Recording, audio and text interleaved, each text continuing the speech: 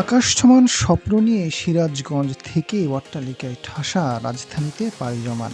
চোখের সামনে দেখছেন দীর্ঘ পথ, তবে স্বপ্নযাত্রায় বাধা হয়ে দাঁড়ালো ফ্যাসিবাদের আগ্রাসন। পড়াশোনা বাদ দিয়ে ফ্যাসিস্টকে বিদায় করে মাঠে নেমে পড়েন দেশ গড়ার কাজে।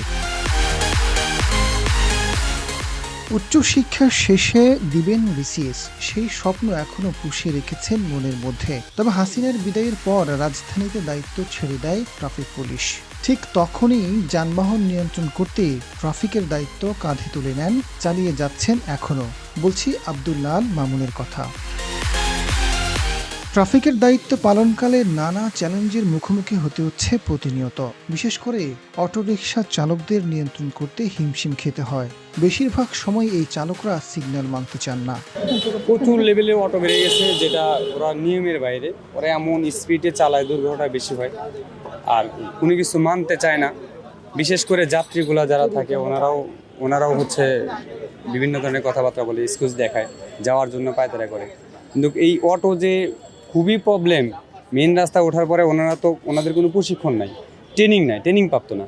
একটা বামে বা ডাইনে যখনই যাবে দেখে না পিছনে বা বাম সাইডে কি আসতেছে না আসতেছে, দেখে না দেখে চালায় দেয়। দেখা যায় যে পিছন থেকে একটা মেরে দিল বা সামনে থেকে একটা মেরে দিল, এরকম সমস্যা ফেস করে বেশিরভাগ হচ্ছে অটো নিয়ে।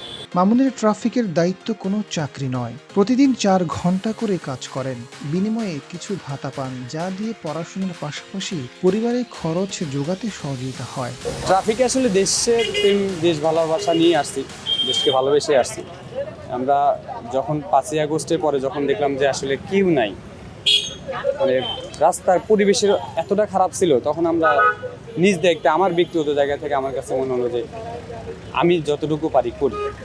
আমি যখন ফার্মগেট এরিয়ায়, শাহবাগ এরিয়ায় কাজ করতাম, আমি ওই দেশপ্রেম থেকেই আসা, মানুষকে সহযোগিতা করা, রাস্তাঘাট সচল যেন থাকে, সুন্দরভাবে মানুষের গন্তব্যে পৌঁছাতে পারে, এই চাওয়া থেকে আসে। রান্নাঘর না হোক কান্নাঘর, গাজী কিচেন হুড স্বাচ্ছন্দ্যময় রান্নাঘরের বিশ্বস্ত সঙ্গী। রাস্তায় যানবাহন নিয়ন্ত্রণের কাজ করতে গিয়ে ট্রাফিক পুলিশের বিভিন্ন অনিয়ম চোখে পড়েছে। অনেক ক্ষেত্রে কাজে অবহেলা করে, যা নিয়ে তাদের মধ্যে কথা কাটাকাটিও হয়। আমরা যদি সুশৃঙ্খল না হই, এই বিশৃঙ্খলা কিন্তু কাটবে না, এইভাবে চলতে থাকবে। তাই সবাইকে আহ্বান করব, নিজ নিজ জায়গা থেকে, নিজ দায়িত্ব থেকে সবাই এগিয়ে আসুন। দেশের জন্য, নিজের জন্য, নিজের পরিবারের জন্য, ভবিষ্যতের জন্য সুস্থভাবে যেন রাস্তাঘাটে চলাফেরা করতে পারি, যানবাহনের জন্য যাতায়াত করতে পারি, কোনো বিশৃঙ্খলা না থাকে, এটুকু তাদের কাছে চাওয়া। 5 আগস্টের পর রাজধানীর প্রতিটি সিগন্যালে শিক্ষার্থীরা ট্রাফিকের দায়িত্ব কাঁধে নেন। মামুনও তাদের সাথে কাজ করেন, তবে তাদের ভাতা ও নিয়োগ সম্পর্কে কিছুই জানতেন না তিনি। পরবর্তীতে আমরা যে এখানে যে ভাতা পাবো বা সম্মান পাবো, এটা আমরা জানতামই না। নভেম্বরে যে আমাদের একটা নিয়োগ প্রক্রিয়া আসছে প্রজেক্টের মাধ্যমে, তখন আমরা জানতাম না। 1 মাস 1.5 মাস পার হয়ে গেছে, তারপরে আমরা স্যালারি পাইছি, এর আগে স্যালারি পাইনি। আমরা জানতামই না আমরা আমাদের একটা সম্মানই দিই। আমাদের একটা সম্মান দিচ্ছে, সেক্ষেত্রে আমাদের একটু সুবিধা হয়েছে, ভালো হয়েছে। আমরা ঢাকা শহরে পড়াশোনা করতে পারি সুন্দরভাবে, আমাদের ফ্যামিলি থেকে কোনো টাকা পয়সা নিতে হয় না। পড়াশোনা শেষ করে ব্যবসা করতে চান মামুন। আমার স্বপ্ন আমি ব্যবসায়ী করব। মাস্টার্সে অ্যাপ্লাই করছি আপনার নিউ মডেল, আপনি হচ্ছে মোহাম্মদপুরে, অবশ্যই আছে।